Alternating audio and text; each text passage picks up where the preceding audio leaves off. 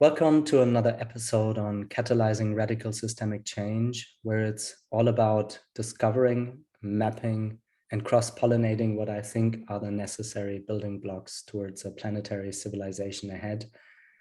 So obviously I can't look in a crystal ball, nobody can, but I think one of the crucial components for the next decades ahead is that we come up with regenerative business models that scale and regenerate the soil and the earth, biodiversity and such. And I'm very grateful today to be in this virtual room together, connected from Berlin to the West Coast in the US with Roland Van der Meer. He's since decades working as an investor. And my first question for you today, Roland, thanks for making it, is we all have these couple of turning points in our biography. And I wonder, when you sketch two or three of them, how do they bring you to the present moment and what you manifest from the core of who you are? I could take a book.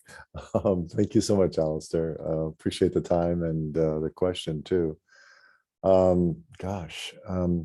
I guess we all begin to realize that our life is a series of events, episodes, and they all add up to where you are today. And not one of those is irrelevant. They're all relevant. They all kind of lead you to where you are. And it's so hard to pull out the pivotal ones, but I'll try, because when you ask that question, it goes back to when I was 12 years old, and my mother went to New York City to learn meditation and took a course called Silva, mind control at that point. And now today it's back in a fury, and it was amazing because it wasn't just sitting around and humming and trying to empty your mind. You were actually doing things for a 12-year-old. That was really important, to keep busy.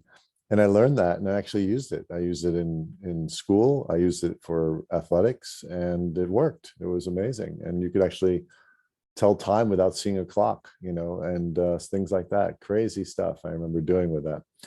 That was probably one moment, and that stuck with me. So the next point is I'm 25, 27, somewhere in there. I think my mother just passed, so probably 27. She just had passed away.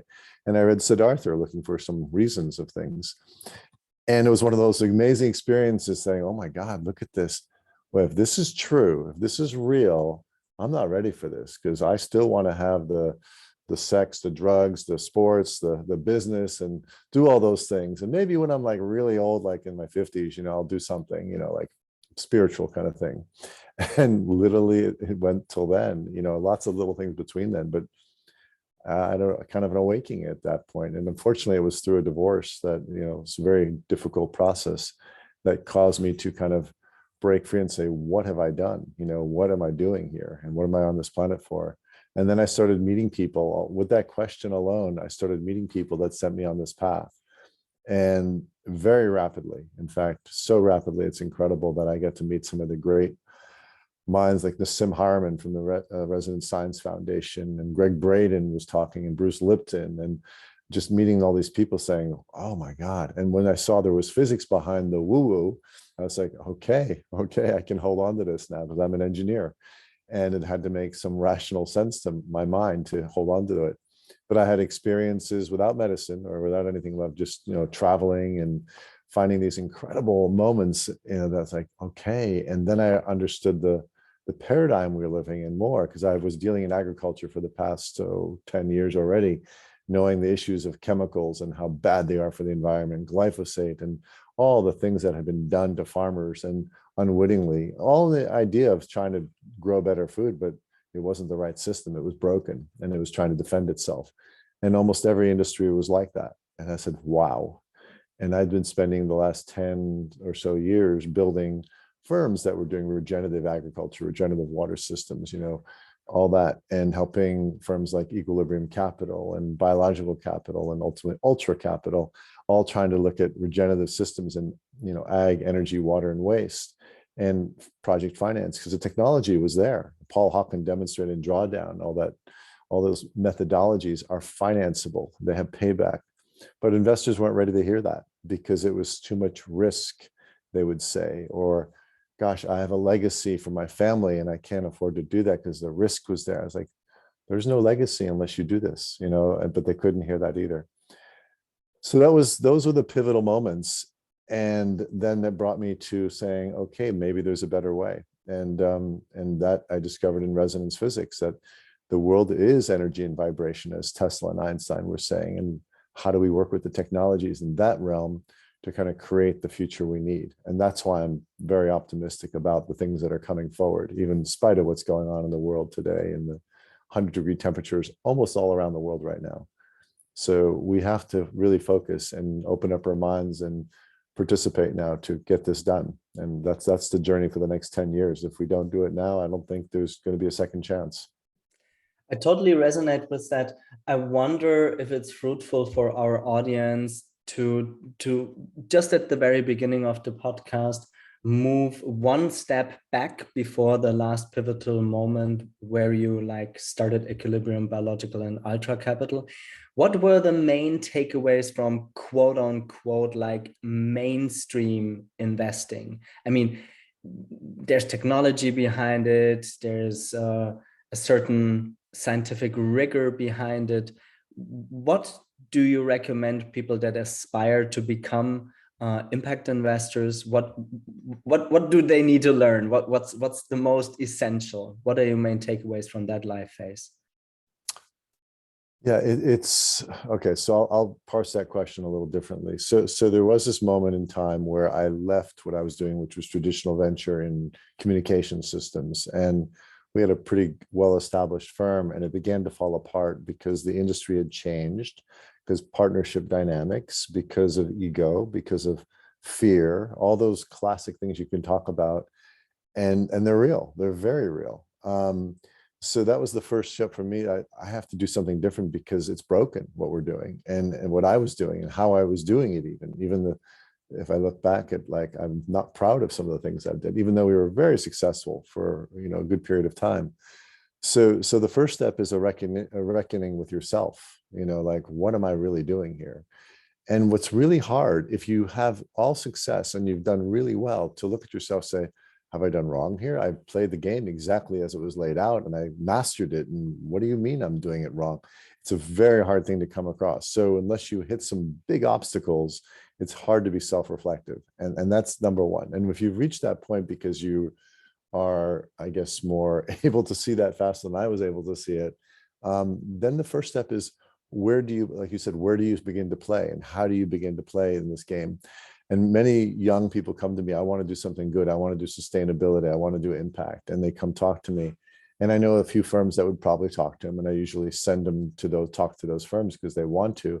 But there's a very few roles there. There are very few, they don't hire them at PE firms, venture firms, whatever, don't hire many people. So the next thing is really what company, because they will be hiring and they can't afford to pay top dollar.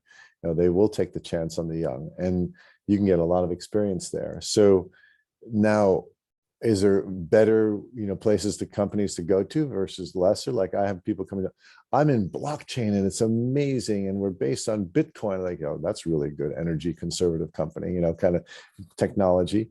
But I'm in Ethereum and I really like it because we're going to stake it now, and therefore we're going to reduce the energy footprint and all that stuff, and we have a play like that. So you have to do your own assessment there. That's where you have to tune in yourself and do your research.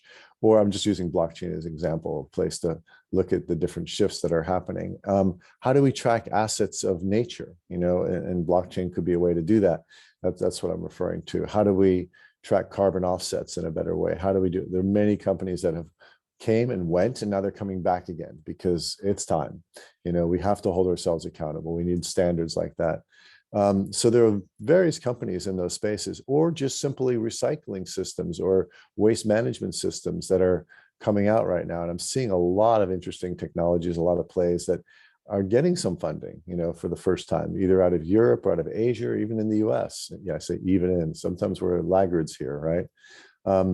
The reason the US can be a laggard here is Europe is very dense and crowded, and they realize they have a finite resource called their land. And here in the US, we have so much more land, we tend to waste a lot. Hence the suburbs were created here. Okay, they weren't created anywhere else, but here in the US. So we tend to be a little behind in those things. Holland tends to be very densest population in the one of the densest population in the world, and yet they produce the second largest producer of food in the world, okay, next to the US, which is remarkable feat, in spite of what's going on today. So, you know, I think there are opportunities, and even I have three daughters in their 20s. They're remarkable, and each of them are working in their own capacity.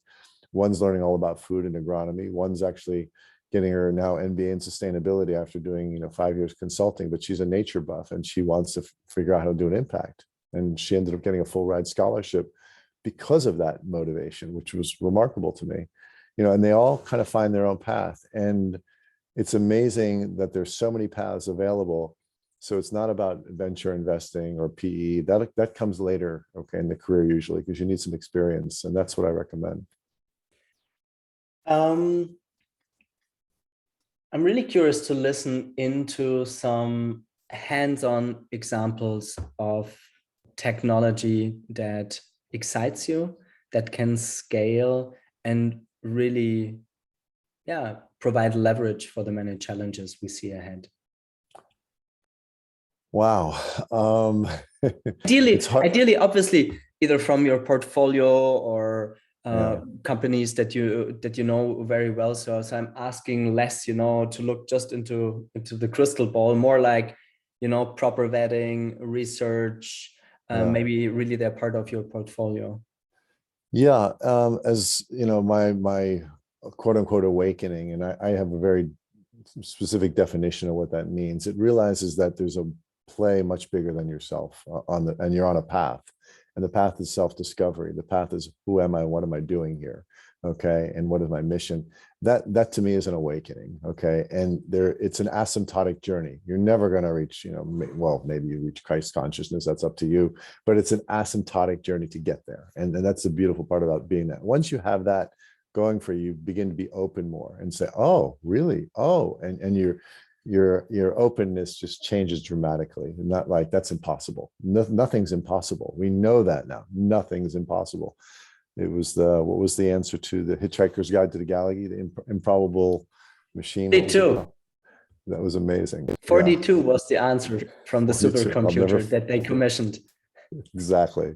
Never forget that number. Very disappointing when I first read that book. Like, what? Now it's like, it's brilliant. You know, it's brilliant. Took me 30 years to figure that one out. So the technology. So I've seen a lot of really amazing energy devices, and you've heard about energy suppression of these devices. Over unity devices do exist, unequivocally exist. I've seen them. Now, do they carry load and all those things? Can they have torque? Yeah, good questions. Okay, but yes, they can, and they exist. Now they're coming out slowly in various ways. And air conditioners over unity. So I don't know what people are thinking about. You know, they do exist in physics. And the whole realm was that everybody would say, well, a closed loop system, you cannot, you know, create nor destroy energy, and therefore you cannot put, you know, get more energy than you put out. Well, it's not a closed loop system. This is a wide open system. You know, this is the field we live in. So that breaks the definition right there. And that's the problem with mathematics and physics. It's a box, and then you expand the box, and all of a sudden everything changes. That's what happens all the time. You know, the box is a view. I'm on the earth, and the earth is the center of everything. Oh, there's a sun. Oh, there's a universe. You know, it just changes, and that's what we miss. And then scientific data is only a theory till proven, and then it's open to the next proof. And that's the missing piece of what's been going on in this world today about science. It's a theory, and then it's proven or disproven, then it goes on the next step. Anyway, what I like the best, energy devices are coming. Okay. I'm particularly focused on agriculture. That's what Upterra does. And that's why I just chose to invest in it and back it and actually run it as a steward of the technology and of what's coming forth. And just to cut to the chase, what we're able to do, both in the real world and in the laboratories, is grow food with structured water, which I can explain, and information, energy of the harmonics of a fertilizer into the water, not the actual fertilizer, but the harmonics, the information of it, and grow plants as well or better than you can do organically, completely organically. And we're doing this in the field. We're doing this in massive scale trials, and we're selling equipment now. So that changes the paradigm. Right now, everybody's running short of water, and fertilizer prices are through the roof. We have a solution. And it's remarkable how many people say, how's that possible? Let me show you the data. Okay. Firstly, let me show you the data, the proof points. Even the farmers said, we'll try it, because they really don't have a choice. I mean, they're out of game here, right? Can't afford to play the game the way they've been playing it. Even their pesticides don't work anymore. You have weeds that come back that are even angrier when you try to poison them. It's amazing. So the game is up. And that's what nature is, just so powerful. We can't outwit nature with those little chemical problems. The same thing with farmer. You can't outwit nature. Nature is just way too clever. Okay. So we're now working in the energetic space, and it works. And that's the solution we need to scale. And it does scale. And we're right now in 5 states, with 65 systems out there working really well. We can go indoor, we can go outdoor. It doesn't really matter. It all works. And that tells you that there's a new paradigm afoot. And the most important thing we say is learn what we're doing, use it. And the more you use it, the more you begin to play with it, the more you realize this is a different realm than we thought it was. So let's play in it. And that's part of our mission, is to teach people that they are much more than they think they are. I totally resonate. Let's try to put the different engines for the regenerative paradigm into drawers. And the first drawer that I would like us to look into is equilibrium capital. So there's, when we were preparing for the podcast, you were mentioning equilibrium capital, biological capital, ultra capital, and ultimately completely separate drawer, right? Amphibian capital. So let's stay with equilibrium capital for a moment. What are you exactly doing there? Well, I did. I used to be a part of the team. I love that team. Dave Chen was the founder of the company. He built a good organization. I became an investor, then a partner for a period of time. I helped build their ag team and their wastewater team. So Equilibrium, Dave was on the right track very early on, probably mid 2000s, and he said, we have to make a difference here. And he had that, and he understood that capital has to flow there. And he was very creative in how he created models to do that. Ultimately became a real asset investing company, not a venture company. And it was in the beginning, it was how we're going to do this. And that's really what it means. Don't take technology risk, because technology exists already, as Drawdown proved, Paul Hawken. Let's finance those things. Let's finance farmers that know how to do regenerative agriculture, or know how to take it from farm to brand, out there. Or let's create new greenhouses, which they're becoming, I think, one of the biggest players in the United States in greenhouses, almost a couple billion under management now in that category. And that's financing things that are growing food more effectively. And there's a cost curve there. And they track the Dutch, which, I'm Dutch, but the Holland has a lot of incredible, depth and breadth of financing and building and improving yields. It's like a factory in a way. Now, it might seem a little more traditional, but it's actually very thoughtful how they do it, with energy components, and which takes a lot of energy sometimes, and just financing these things that are working and generating food sources for people.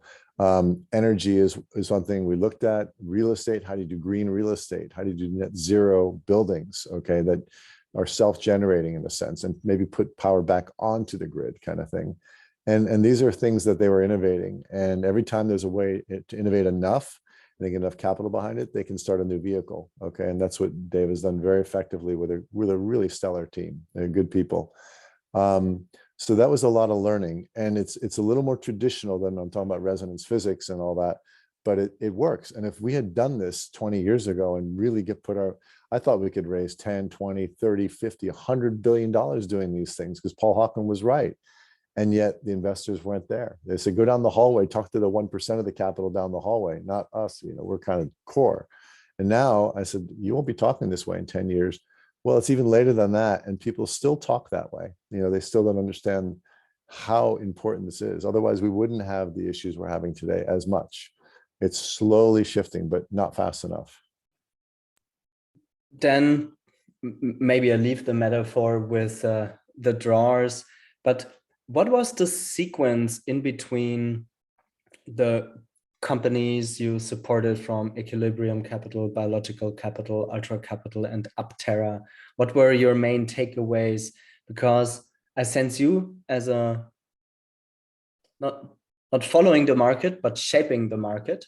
And with each vehicle, so to say, also learning and upgrading your own operating system, just as the human being that you are, but then obviously also upgrading the way you act with the responsibility you're given and the stakes at hand. Yeah. So how do I say this?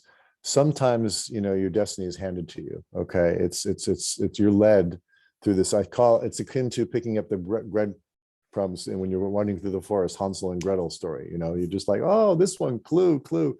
And sometimes it's just delivered to you without you even knowing it. Within case of equilibrium, I also helped start biological capital, which was, how do you build communities, live, work, play environments integrated with nature? That was the thesis. And biological capital had this wonderful idea headed by a gentleman named Grant McCargo. And I said, I'll back that too. And I get to travel to all these farms and water systems and learn all about other things we didn't know. So they were very parallel. Again, more traditionally minded, but the right idea. How do we build communities where European villages, if you will, where the energy, the water, the food, everything was done, waste management had to be done local and connected by spurs of connection to other villages, okay? And that's how Europe was built. We've lost that fabric, okay, that resilience. And why is it resilient? Well, this town goes down, that's okay. It's off the grid for a while. The rest of the towns are doing okay. Now everything goes down, it goes down, it's not good. So what happened to me is I think I saw something different and it wasn't going to work where I was at the time, and probably a little disagreement here or there, but it wasn't terrible. I just had to move on to do something. I don't know why, what pushed me in a sense, but it did. And hence I fall into the next thing. Okay. And that was Ultra Capital, was something I helped start, actually started it and put a team together. And that was like, we can finance everything mathematically using math, because math will simplify everything. And brilliant MIT scientists got behind it. Young team, really amazing. And the math was impeccable. The problem is reality is a little different than the math sometimes. Okay. So we raised a couple $100 million, got some things done, but it wasn't going to scale fast enough. The math would have worked, but the problems were in scaling. And so that traditional system didn't work either.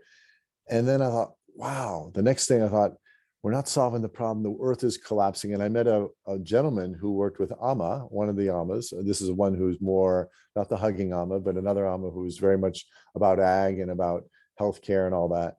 And through her, I kind of heard this message, plant trees. And he said, why don't you do the plant tree project? 200 to 500 billion trees to plant in, the next, whatever, 10, 20 years. How do you do that? Really good problem to solve for, right? Wonderful. And in the middle of that, I realized how daunting hooking up NGOs, putting those together, because trees will save this planet. I mean, that is the thing. We're burning them up too, but we can plant and do well there. And it's still one of the solutions we need to kind of deploy and scale. So that happened for a while. And then right in the middle of that, working on that, I ran into resonance physics. And that's when, like I said, wow, okay. And I saw the technologies that were coming out of resonance physics. And that was at Resonant Technologies Group, RTG. And it was quite remarkable. I said, okay, this is the technology that we need to deploy because it can scale and it solves the problems. And it does in any paradigm you look at, whether it's health or agriculture or energy or resource management or water purification or waste management, there's a solution there. And they're all been prototyped all around the world places. Productizing, getting to market's a whole different step. Well, that's what I do. And so looking at that, I invested heavily in there. And there's some very nice technologies coming along, but they lack management sometimes. And they lack, enough capital to kind of get them through the hurdle of becoming real. So I decided to focus on agriculture because I thought that is one of the biggest problems in the world. Okay. It's the heaviest polluter. It has food as core. It has to do with water a lot, and water and ag go hand in hand together. So if you can solve those two problems, that's where I chose to be. Whereas the energy problem is solved by some really more intelligent people in the physics of it and getting that to market. And that's been fought against pretty hard, but agriculture is wide open right now. I'm curious to listen into examples. Super hands-on, could be products, could be services that really unlock crucial levers within the system. Wow. So I think the audience is pretty well versed in frequency and vibration. Okay, and it's the first thing I always talk to new investors about, because and I give examples, and I like my example because I made it up, but I talk about, the table in front of you is solid, right? You knock on it, it feels solid, but is it really solid? If it's 99.9999% space, how is it solid?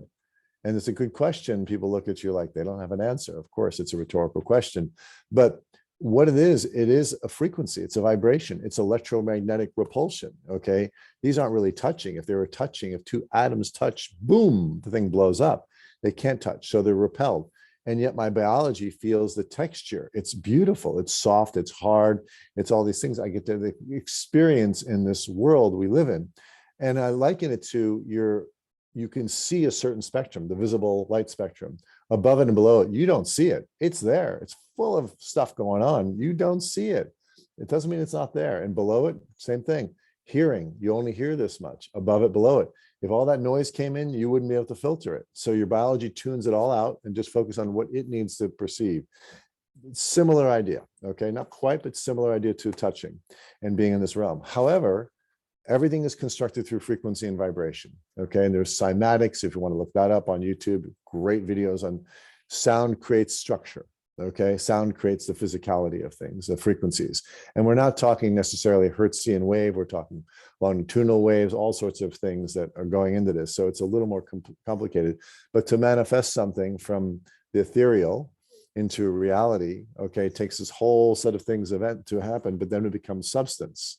And that's the most amazing part. And that's what Einstein and Tesla were dabbling into. And David Bohm at MIT worked with Einstein on this stuff.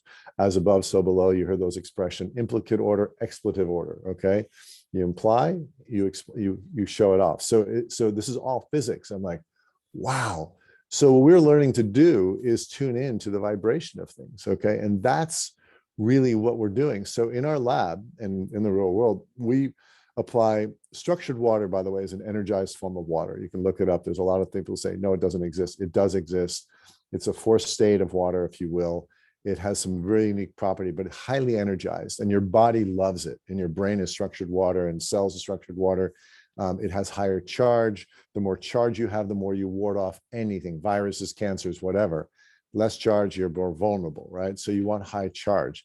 We give plants structured water and they're like happy, you put a dog water bowl of structured water and non-structured water, the dog 9 times out of 10 goes to the structured water. So it exists and it's real and it's discernible and your body will see it. We can show you blood tests with it, etc. That's the first step. And why? It's a liquid crystal. Okay. And it's so beautiful when it's a liquid crystal because you can do things with it. And this is what IBM had studied. A guy named Marcel Vogel studied, has 200 patents in crystals. And he started to discover that water is a really interesting crystal. So we then infuse it with the information of whatever we put. And the plant says, oh, that's nitrogen. I got it. Thank you very much. They feel it. They know the vibration of it. They know the information. They take what they need. There's no waste because it's a digital format. It's a energy format. It doesn't waste anywhere. He only takes the plant takes what it needs. And that's a beautiful part of this thing. There's no waste in this system. So that example, I'm trying to bring it to concrete. And then what's more beautiful is over time, we see the actual particles manifest into the water. And we're like, wow, like, how is this happening? Is it calling it in or is it actually manifesting? We don't know what it is yet, but it is showing up. So we see the physical instance of the substance that we've been putting the frequency in there. And that's empirical more than scientifically proven, but it's showing up. So that's kind of clever. And so that instance of being able to do this in real time for a farmer in the field, and he sees his crop grow, they call it magic water or God's water, or whatever they want to call it. It's fine by us. It's working. And the more they trust in it, this is interesting. A lot of resonance has to do with belief. Why? The placebo effect, right? If you believe it is so, it is so. Okay. It just happens. So the farmers that are really tuned into it and love it get better results. The farmers don't get results, but not as good. So again, it has to do with who you are. And that's what we're, trying to teach. We are the technology. Humans are the technology. It's clear. And you've probably met some magical beings in your life that can do some extraordinary things because they believe, they know. They are what they are. And that's the journey we're all on. I guess the one thing I wanted to add to all that is I saw this technology and then I realized, gosh, all this technology can be used for good and bad. Absolutely. I mean, it is not, the technology doesn't solve our problems. We solve our problems. So this is a growth of us in our consciousness and our hearts. And it comes back to that all the time. It has to do with our consciousness, our hearts, our love for one another, and we'll solve the problems. The problems are all solvable, but it's not a journey of technology. It's a journey of the heart. And I'm reminded of that day in, day out. The moment I get caught up in some other construct that's not the heart, things don't work as well. I wonder then, since your genius, expertise, and network lies into being very deeply immersed into the investing space. So now, since you mentioned a couple of times the importance of us as the human being, of becoming more conscious, I wonder what services, products are you supporting that you see are really helping people to raise their consciousness? Is there something in your endeavors? You know, I ask that question sometimes too. And every time I talk to some extraordinary people, such as yourself, you know, it's really your own work on yourself that's the most extraordinary thing you can do. And I see it when I do my own work. I see my daughters thriving. Okay. When I do my own work, I see my team feeling better. If I'm staying in my, if I come in a not a good way, you know, just having a bad day, not a good thing happens. You know, it's really hard. And you have to kind of be the example every day, because it forms rings and ripples. And it's the best analogy. We all hear it, you know, the ripples in the water. And the stronger wave you can create, the more energy you have behind it, the better it is. But the negative ones work just as impactfully and can send people the wrong way too. And you have to snap out of it. So the best thing we can do is lead by example our own life, and then affect people the most by doing that. Tools wise, I'm always looking for new tools, and I'm always sharing, you know, things I hear online. And sometimes it's a quote, sometimes it's a thing to do, sometimes it's a class, you know, something like that, and you share those things. But I know people that are who I support that are teaching kids how to use their third eye to read, you know, how to see, how to travel dimensionally and stuff like that. And I send my friends with kids to them, you know, like just talk to them and try it and see what happens. You know, it's really just powering your intuition. Okay. And that third eye is really about connecting to everything. And kids are so open.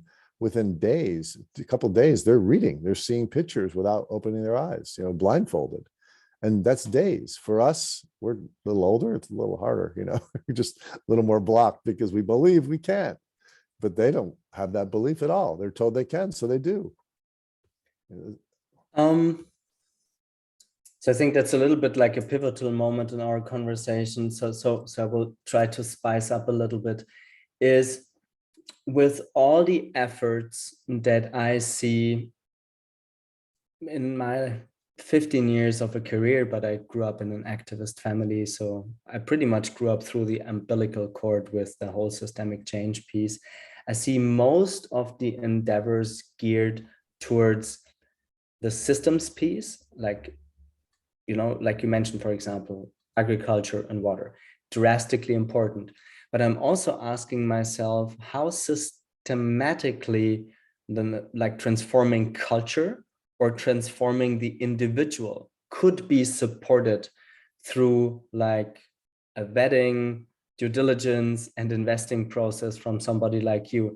So I want to again ask you the question: when you look at all psycho-spiritual technologies out there, from meditation to contemplation to psychedelic to breathwork to multimedia platforms such as Mind Valley, where do you again, from an investor's perspective, see the most promising pieces when it comes to personal transformation? Just curious. I know it's not your area of expertise, but I have the feeling, since much like you mentioned, only the technology won't solve it. So we need more and more, hundreds of millions of people to wake up, to build the capacity within themselves, to be resilient, to learn how to navigate their mind, their emotions, like you said, to amp up their frequency. So not so big. I'm personally not such a big fan of Mind Valley, but I think it does great service to like millions of people. So I'm almost wanting to sense into what could be the, next, Mind Valley. What would that be? Supported by technology, but ultimately geared towards upping the level of frequency of hundreds of millions of people. Yeah, I'd always hoped there was a frequency that you could send and blast out into the world, and people would say, "I'm awake." I get it. But as you as you know from probably personal experience, just being on the path is one thing, but doing the work of the deep soul work that has to be done to uncover the layers of, we all have trauma, we all have things that have happened in our past that are blockages. Okay. I don't like the word healing, but that's the word people use. I call it unlayering, just getting rid of these layers or opening them up and saying, and once you perceive something differently, you've actually, not overcome it, but you've incorporated it, okay, into your like, oh yeah, that was me then. And no, that's not going to affect me the same way because I understand it very differently. It was a teaching to me, right? Instead of a painful thing, which I just so angry about kind of thing. And that's personal. And the challenge with what you said is, yeah, there are many things to use. I mean, medicines, okay, plant medicines, all sorts of plant medicine, whether it's mushrooms or ayahuasca or San Pedro or what, I don't care. I tend to use them very sporadically, maybe every year or two, okay, because I'm reached the point where, yeah, I could use a little more insight to something. It's a teacher to me, okay, and I get a teaching from it. Never do I recommend it recreationally. Never do I say just go do it. It has to feel really right and be supported both on the front end and the back end because it's a medicine. It's not a toy. And some people get used to doing it a lot, and I'm not that kind of person. I just find it, the work we have to do is very here and now. Okay, very grounded here and now. So that's was my path, but every path is so different, and there is no universal solution to this. Mind Valley, like Silva Mind Control is on Mind Valley. I think it's called Ultra Silva. I was like, wow, I'm going to try it again because it was so much fun when I was 12. Well, let's see what it brings now, because it's an active meditation, and I have a hard time sitting still, even though I did have Vipassana for 10 days, which was mind blowing, but the hardest thing I've ever done. The hardest thing I've ever done. I don't think it's like, I don't want to do it again, but I know I have to because it is the hardest thing I've ever done. So I think in general, I always ask new people that come into the field, I said, do you meditate? And some say, oh, a little, or I do some yoga. Okay. Or, well, do you run?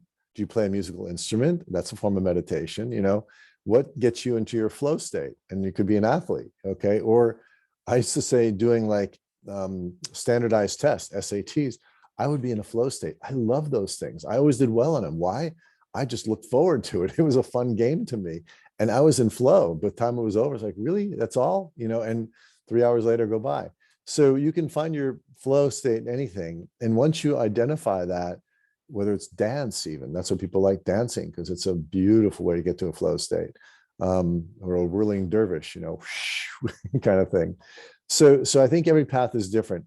Tools I like a lot, though, are ones that are kind of rituals in the morning. The gratitude ritual is undeniable. Okay. Just in the morning and the evening saying, I love you to yourself. I love you to everybody around you, being grateful for what you've received or whatever happened to you, making amends, apologizing for whatever you want to do, and actually physically going and doing it if you have to. But it's amazing how that sets you on the right foot. It's talked about all the time, and I find it the most useful thing to do of anything. If I forget that, that's the one I don't want to ever forget. Yoga, meditation, whatever.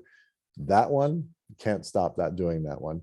And when people get that, it shifts consciousness. Breath work, which I knew about a long time, I just started doing it, some very specific routine, and it's powerful. It doesn't take more than 15, 20 minutes, and it sets you in a great meditation, and it's super vibratory. Like you begin to hum much quicker than you would just trying to meditate, for myself anyway. So everybody has to find their path and try them all out, because they're all kind of clever and interesting. I don't believe in gurus. I love learning from a guru. I love learning from anybody, but I don't feel like hooking into any one of them. Why? I don't know. I just get my lessons. I think, thank you very much, we're good. And that's just for me, and yet some of them are so profound and can go so way. And some of them, would be worth following if you had that kind of personality. I don't, and there's no criticism whatsoever, because they're all trying to do the same thing, trying to get us to say, we're more than what we think, get out of your head into your being that is just so connected to the infinite. So I wish I had a better answer. I wish there was one thing, but I love them all. Like the sound, when you started, you rang a bell, the sound healing stuff is remarkable what it can do. I mean, I've had experiences, I've seen people have complete, and that's a beautiful thing to try. So I think there's probably 20 or so approaches, there's probably an infinite number of approaches today that you can get right off the shelf, right online, and start your journey and experience them and see what happens. Somebody would say, ugh, terrible. Others might say that was it, and who knows? It's really interesting that now my impulse leads me towards us.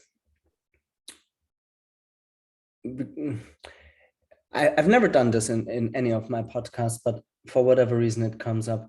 What do you think are the hindrances? Like, what actually makes all these new prototypes, experiments, all the beauty that could blossom? What are the obstacles that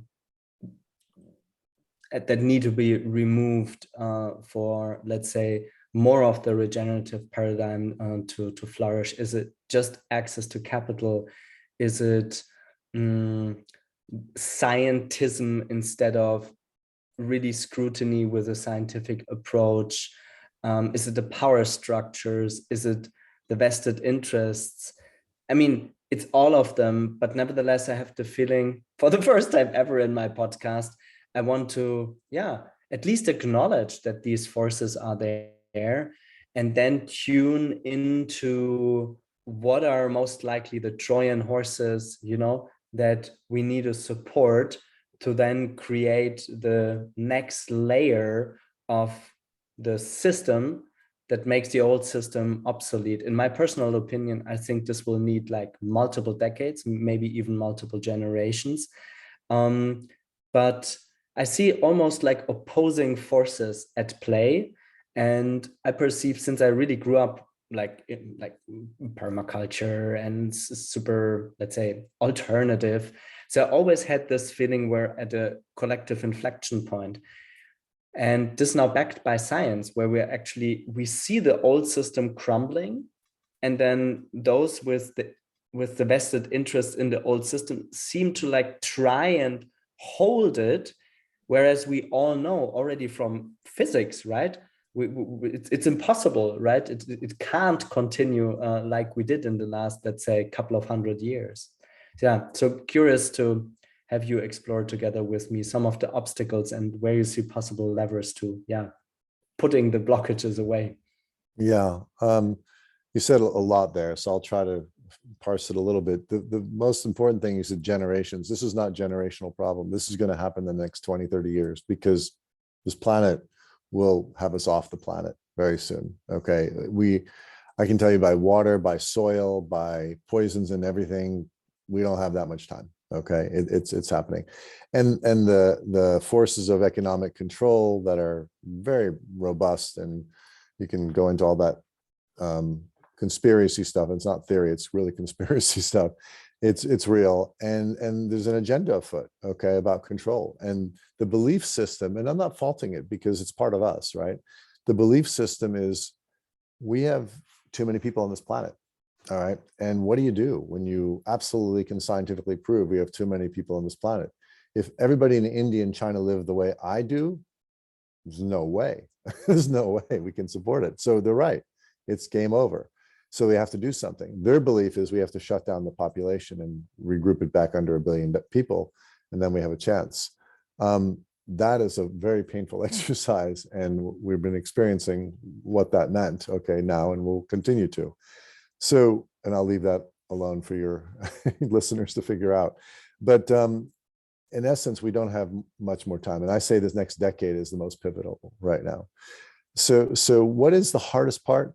The hardest part for me on a personal level was my friends, my peers, whatever, they don't recognize what I'm doing. They don't understand it. Why would I leave what I was doing successfully? My family. Why would I leave what successfully I was doing to do something crazy like this, to believe in this stuff that is hard to prove scientifically, okay? And because because you understand, because you know from a higher level, because you're of service, because of all these reasons that they don't understand, especially when you've been successful at what you've done, to leave it. That's probably the hardest impediment to changing, okay, for anything. I mean, look at Galileo, look at Copernicus, okay, they all got hung. Look at Tesla, they were on to amazing things and they didn't make it very far as human beings, okay? So that's a hard part. But there's many more. When I first kind of came through, woke up, whatever, I said, where are the executives? Who knows this, what's going on? Like, is anybody else in? And everybody I met was like a meditator, a yoga instructor, whatever, a Reiki person. Like, where are the serious people that know this is real, And then slowly but surely, you begin to find them. And they could be doing really well in their careers, but they know, and it's a real, and you'll find these people out there, and they've figured out how to work both realms in a way. But that's not going to satisfy the problem of, how do we correct what's been going on this planet so we can thrive as humans together, okay, from our hearts. And, the impediment, I think, mostly is, and it's fear, okay? Fear is everything. Fear drove me to do bad things in my career because I was worried about money. I was worried about success. I was worried about these things. So what happens when you get worried instead of are open? All that collapses in on you very quickly. And that was my biggest teacher. It still is. It still is. The moment I go into that fear mode about something, yeah, things don't work well, okay? So that is the biggest impediment to any of us succeeding. So I was just reading again about the 100th monkey effect. Everybody understands what that means. That really, I'll summarize it. The idea was when you've taught the 100th monkey, all monkeys begin to know, okay? The truth is it doesn't work exactly that way, and the experiment wasn't run that way, and that's why you'll find it's like a theory. But the truth that I've seen, and even in venture capital, I'd make an investment in an amazing technology with an amazing team, and within 6 months, I'd find 4 or 5 other teams doing something similar, not exactly the same way. Like, how is this possible? And this happened time and time again. We thought we were alone. Once the information's in the field at large, once it's extracted and it's down, it's available for people to tune into and understand and feel and develop. And I saw that in venture for 30 years. I saw that. I was like, this is amazing. How is this? And what you really have to realize, it doesn't matter who wins because the universe doesn't care. It just spawns these fractals of things that are happening, and one of them will dominate or whatever. That's a play that happens, unfolds, okay? And it's usually not the technical team. It's usually the marketing team that'll pull it off, right? So we realize we're part of this field at large, and what we have to do is get together and really work hard from our hearts to bind together and create this energy of vibration through our hearts that we can do this. It is done. It is done. It already, by the way, I believe it is done. Okay. And the curves are, here's the world going like this, and here's this new world emerging from within, not like this. If this happens, you're just reinforcing the bad. It has to be from within, from our hearts. So it's going to emerge from within the system. How deep this crevasse is, wow. That's the mystery, how it unfolds. I personally think we can, not go too deep, so it'll look a little more like that. And that's what I fully intend. I've heard about shifting timelines. That sounds so esoteric in some ways. Well, if I'm on this timeline, If I move my hand here, if I didn't, would that be a different timeline? So timelines are interesting. This is not, time doesn't exist, but it's a state machine. And can we be in different states and all that stuff? It's a really hard thing to contemplate sometimes. But there are beliefs that we can just shift the paradigm, okay? And it'll look like we just skirted along the bottom and we just came right out. That's what it'll look like. So it won't perceive as like, boom, I'm in a new world. That's not what it's talking about. It has to do with just changing how we're operating. So it's quite remarkable. But there's another movie. Movies, by the way, show everything. And when you start dissecting movies, and I've watched a lot of movies in my life, apparently. George Clooney, I watch a lot. Men Who Stare at Goats, great movie. Everybody should watch it because it talks about far field viewing and how they figured it out. And that's a very exaggerated, cool story, but that's what they did. And it's, you know, used. Then there's another one called Tomorrowland he did. A very silly movie about aliens and all this stuff. But it was about one thing. One girl believed, no, the world doesn't have to be that way. It doesn't have to blow up and be a game over. And George finds her and says, oh my God, she's just changed the whole matrix, you know, by that thought, that belief. One person just changed, and then boom, and then they're in tomorrow, the new world. And it's a beautiful construct. It just tells you what's really going on.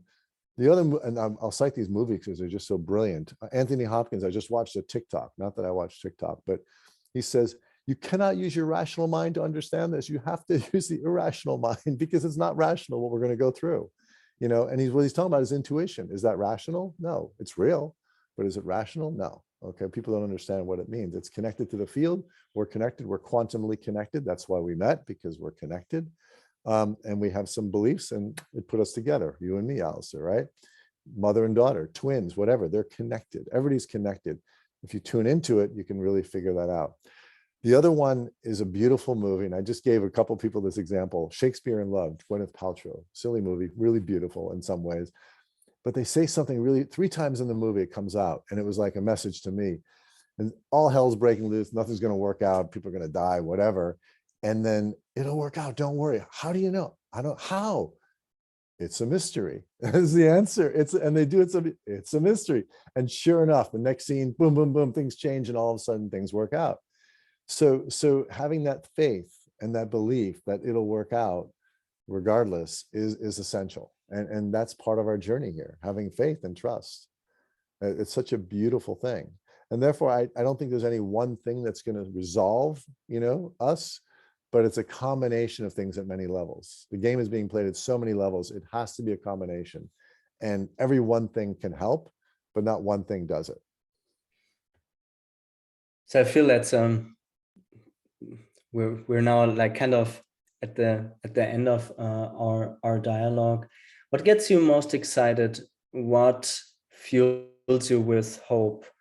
What fills you when you have a bad day? What are the examples, or maybe even a tapestry of other people, projects that you sense are striving to manifest that thriving world that, yeah, we all know our hearts is possible, to quote Charles Eisenstein? And ideally, maybe you also give a couple of examples. The first thing that popped in my mind is, you know, there's times when I feel like, wow, and I'm overwhelmed. And it felt like, go back 20 years when I'm overwhelmed with everything, that kind of mental stuff that happens at night sometimes. And you know, you can't get it out of your head. It's in your head. So I got up one night to write down all the problems and how I'm going to solve them all. Very traditional thought process, right? And this is not too long ago here. And I got up 3 a.m, got my pad of paper, and I started to put it down. And I said, you know what? I'm going to write down everything that's going right. And I just did for 20 minutes. And I'm like, okay, I'm done. I'm going to bed, because I didn't have to think about what was going wrong. I just had to think what was going right. Right. So that's a nice little tool I discovered, like, oh, that was really good. And it was an accident, you know, it just kind of came to me. So there are so many, you and I were both in Austin at the Emerge conference. It was really interesting. Met a lot of brilliant people doing great work. I mean, I find these people that are super intelligent, like mind-blowingly, in their 30s and their late 20s, in their 40s, that are just doing some amazing stuff. And they've done their work, and their eyes are bright and shiny and beautiful. And if I ever feel really bad, pick one the phone up and call them, hey, what are you doing? And they're full amazing energy. And that's the best place to find that support. So, okay, all right, good. I'm not alone. We're doing this together, you know, whatever they're doing. And it's just, it's amazing how many people are tuning in and more are finding it.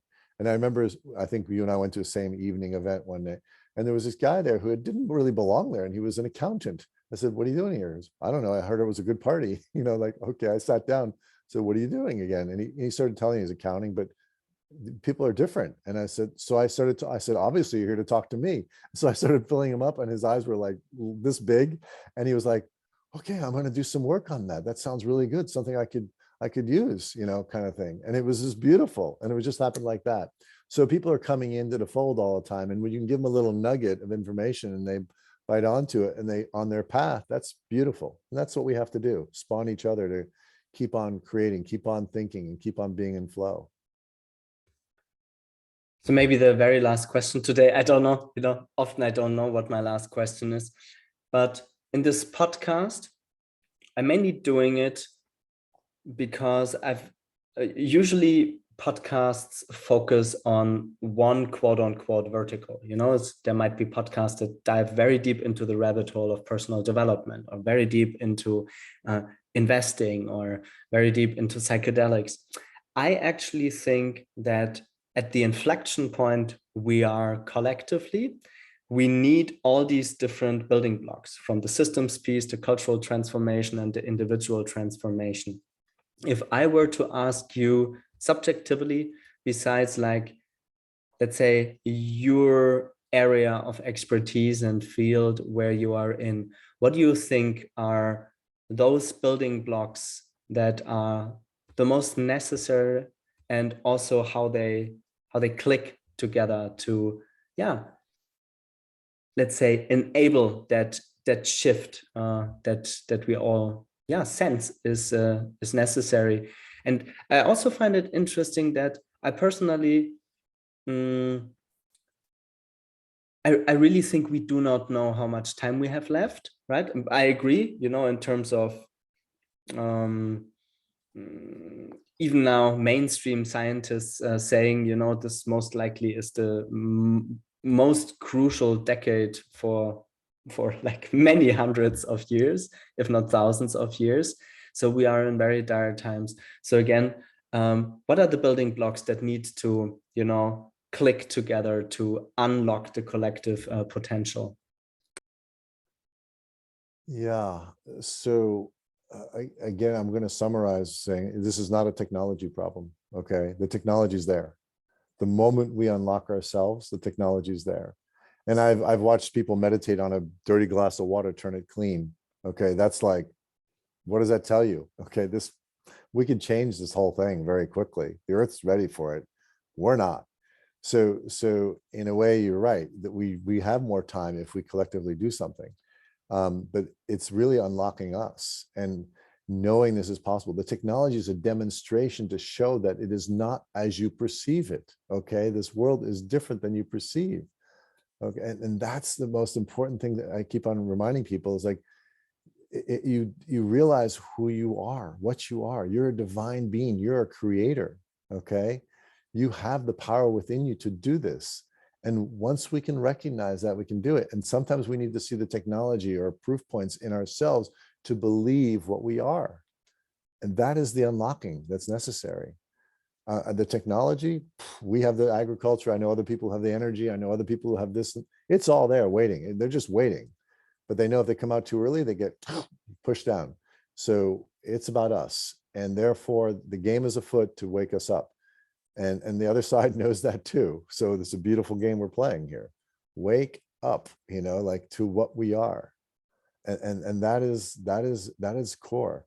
And that's why that frequency idea you asked is, can't we just put a tone on the airwaves? And people go, oh, you know, I think there's something to that. There's resonators out there. We're creating resonators. Okay. All of us, we're all vibrating, and we start to vibrate more. Everybody begins to connect into it. And I think that's what's going to happen. Ultimately, we're going to have that 100th monkey effect, if you will. Okay. The field at large will resonate in such a way, and you'll see it. I mean, around myself, I see more and more people coming to and saying, oh, it's different. and then giving them and enabling them and coming together, that's what's going to happen. It's going to be a fantastic journey here. I'm not really worried. I'm interested, and sometimes it's scary, but we got to trust. Thanks, Roland, for making this precious time together. I also just feel like it's about ultimately the trust that we collectively as a species make it through that inflection point, you know, to become stewards of this beautiful planet and heal the many wounds we inflicted on the mother organism. Thanks, Roland. Thank you. Thank you so much, Alistair. So appreciate the time.